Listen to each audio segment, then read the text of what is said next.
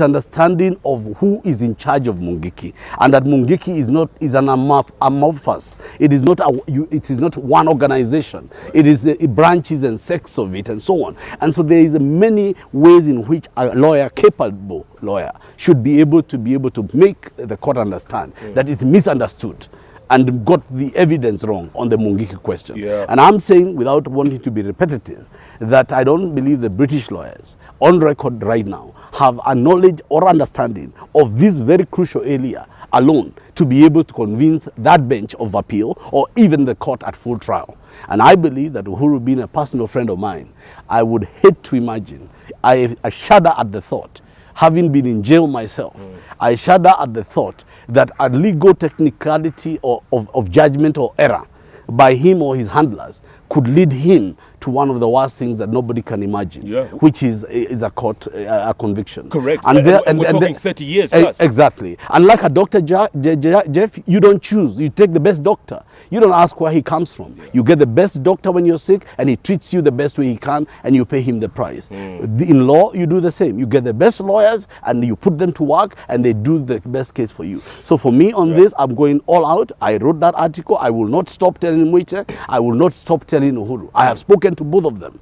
I've spoken to Honorable Uhuru Kenyatta, the Deputy Prime Minister. I've talked to Honorable Paul Mwite, and I've told them the Gema community is larger than both of them, and that they need to find those ego problems they have, bring them back down, and be able to work out on a truthful, because Mwite knows that Uhuru is not a member of Mungiki. Mwite had an affidavit, if you remember, that removed Maina Jenga from court. He knows very well that what role Uhuru did not play. So why can't he use his intellectual capacity, his knowledge of this matter, to make sure that the court has the same information? Let's switch gears just a little bit, Tony, because already people are convicting the Ocampo 4. They've already acted as judge, jury, and executioner. And I'm referring to a statement this past weekend by the Prime Minister, who you were very close to during the ODM days. Even after the coalition government was formed, you were very close to the Prime Minister's office.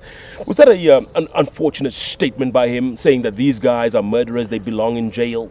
Protocol does not allow me to use the words that I'm going to use on the Prime Minister, because I found it reckless, I found it careless, and I found it absolutely unfortunate.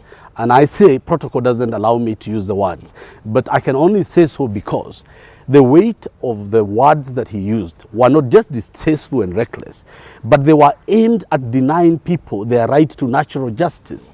Everybody's innocent until they are proved guilty. That's why we have courts of law. One of the reasons we've been fighting impunity in this country all these years is for the executive to leave the judiciary alone.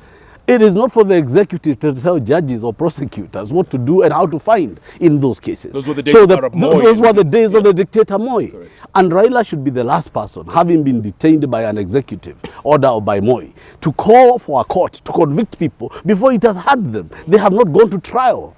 Confirmation stages, and this was said during those trials, are only exploratory. They are only to find if there is any merit for a full trial to explore further whether or not these things took place. So a full trial has not even taken place so that evidence can be given fully by all the parties. And you are the Prime Minister of a republic which you want to lead, and you go ahead and say that those people are worse than murderers and so on, and they should belong in a jail. How would you make that statement if, as president? If you were president today, how would you use your power? My God, God forbid. I got a chill in my spine. You did. I said, if this guy was president, he would just lock these guys up. I don't think they would even.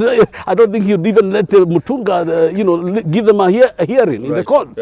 So I said to myself, my Lord, this character of the Prime Minister is beginning to come out, and it is a character that has been there for some time, but it is a character that I've been reluctant to speak about.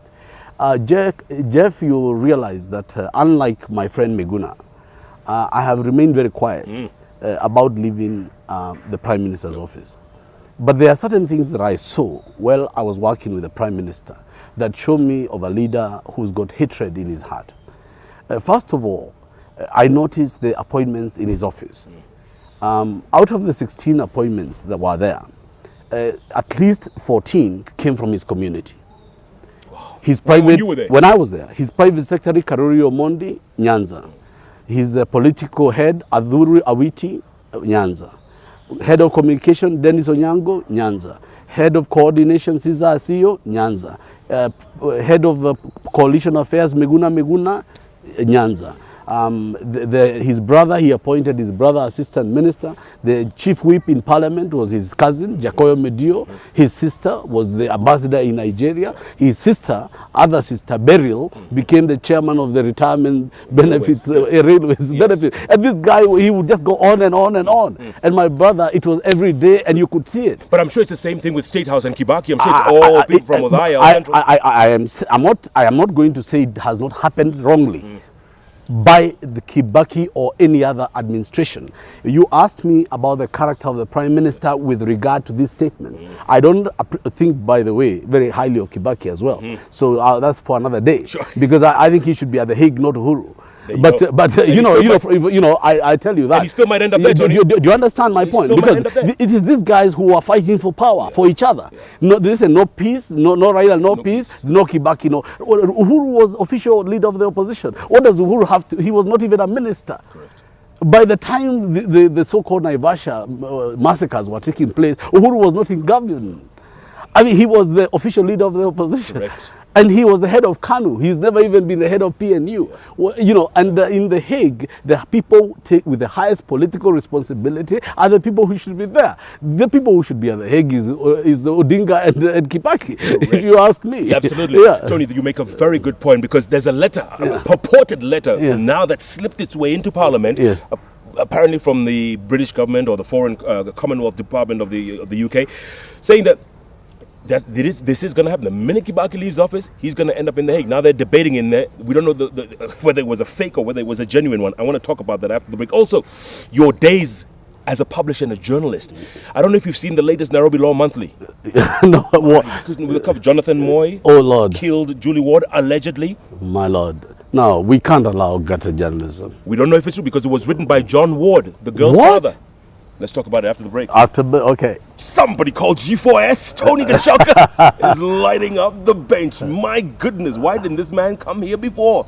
You know he's going to be a regular from now on, because he calls it like he sees it. Have the inmates taken over the asylum? Plenty more after the break. Don't even go away. This bench is on fire. Back in a moment.